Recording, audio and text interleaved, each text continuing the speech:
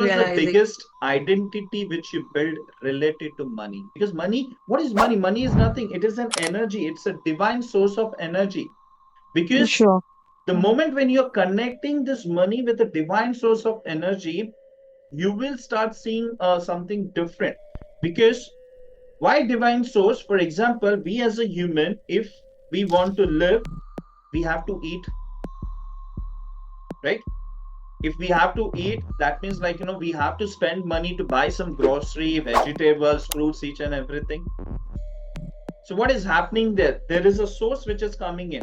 कुछ पैसे जा रहे हैं तो कुछ पैसे रिटर्न में आ भी रहे हैं. The source of energy is also coming in. Let's imagine you have a glass of a water. ठीक है? You have the same glass of a water. उसमें आप पानी भरते भरते भरते जा रहे हो. ठीक है? वो स्पिल नहीं हो रहा है. वो भरते जा रहे हो, जितना ग्लास है उसमें उतना पानी है. And I want you to see the same glass in the next 2 years, 3 years, 4 years, 5 years. What is going to happen to that glass? Yeah. Irrespective of incoming आ रहा है. Like you said, the money is flowing in.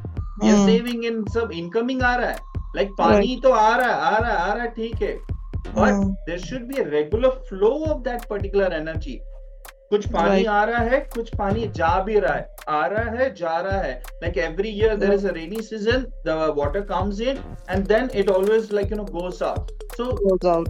That's why always if you see the river, when it is has a flowing water, that is the most of the freshest water compared to the water which is in the pond, which is stagnated. Right, I got it now. Because most of the time what will happen, once the water is stagnated, it will start stinking.